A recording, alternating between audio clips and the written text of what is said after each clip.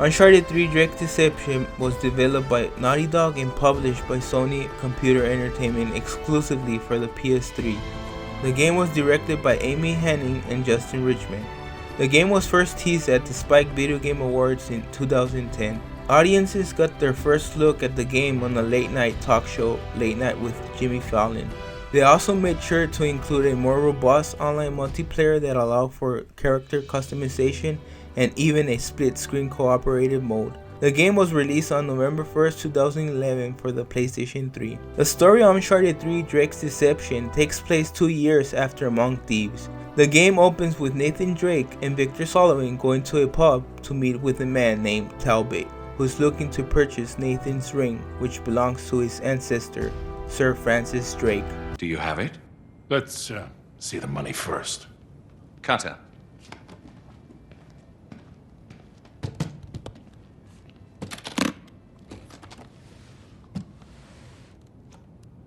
It's all there. Now let's see it.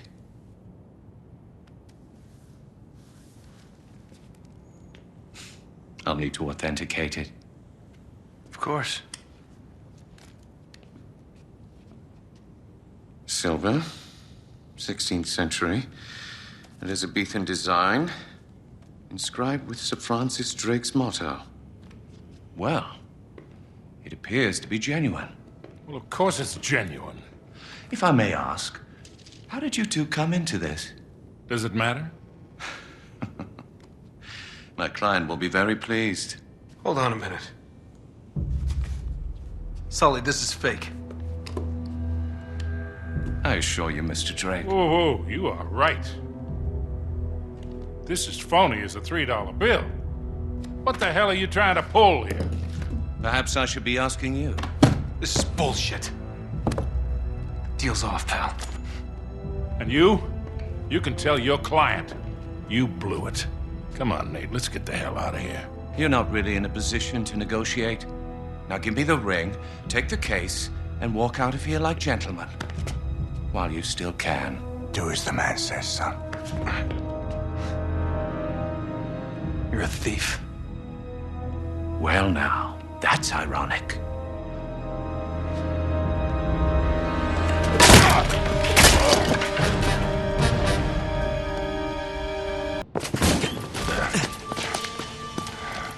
Oops. Crap. Oh, damn it.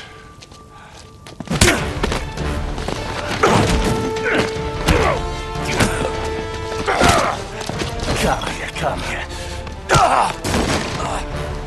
Typical bloody Yank. All talk. Hey. You've had enough, haven't you, mate?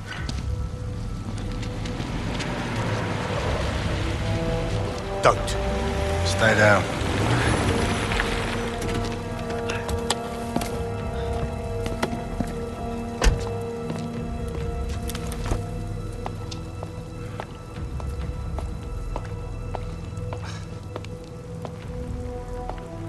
Hello, Victor. Kate? Still wallowing in the gutter with your protege, I see. Not very dignified for a man of your age. Should have known you'd be behind this. Oh, careful now. Wouldn't want you to melt. Same cocky little shit. So fearless. I wonder what you're really afraid of. Not bullets or blood or broken bones. No. You get off on all this, don't you? Cheating death. Or not. No. Mr. Sullivan, I won't harm your precious boy. I merely want what's mine. Give me that back. The game then takes us to a flashback of 20 years earlier, where a 15-year-old Nathan Drake is looking for the same ring in a museum. It is revealed that Sully and Marlowe were both working together at the time and were trying to steal the ring. Nate is captured by Marlowe when he attempted to stop their plan, but is rescued by Sully, who then decides to take him in as his protege. When we return to the present, we see that Cutter is in fact friends with Nate and Sully, and the whole thing was a setup to follow Marlo. Once they find the location to her secret meeting, the gang retrieves T.E. Lawrence's notebook and map showing Sir Francis Drake voyage to find the lost city of Ubar. Well, the map proves it. Drake didn't screw around in the East Indies for 6 months. He sailed straight through and headed to Arabia. Right. But here's where it gets interesting. You see this mark? This is John Dee's signature. Who the hell's John Dee? John Dee, one of Queen Elizabeth's closest advisors. Everybody knows that. Yeah, he was a great mathematician and navigator. Way ahead of his time. He's probably the one who invented that. Seriously into the occult. I mean, like a really creepy dark Yeah, see, way. he signed all his letters to the Queen with this symbol, meaning he was her eyes. The original 007, you see, look, 007. Not really that relevant. So it was John Dee who sent Drake to Arabia. Yeah, it looks that way. Dee and Elizabeth. And Walsingham. Great, but what for? Well, that's the million-dollar question, isn't it? And this is where T.E. Lawrence comes in. See, before Lawrence became Lawrence of Arabia, Great film. he was an archaeologist. And even when he was just a kid, he was obsessed with history, everything to do with knights and the Crusades.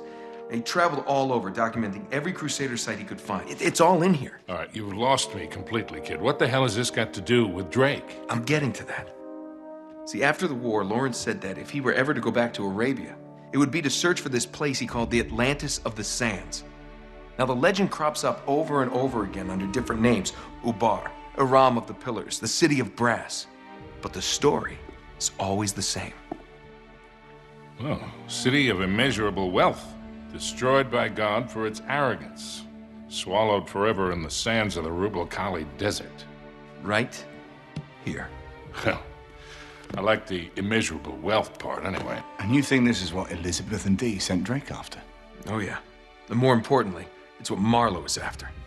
So, wait, if Drake was on a mission from the Queen to find this place, why all the secrecy? I mean, it looks like he went to a lot of trouble to hide whatever he found, even from Her Majesty. I don't know. Oh, I'm sorry, what was that? No, hang on a second, because if you recall, the last time we went halfway around the world searching for a lost city, things got more than a little dicey. Yeah, but this time we have the upper hand. I mean, look, Drake only had half the clues. Lawrence only had half. We have both. And Marlowe has nothing. Small problem. The Rubel Khali Desert, 600 miles across. The Bedouin go around the damn thing. And even if we knew where it was, which we don't, we will die trying to find Just it. hold on. You see these symbols here?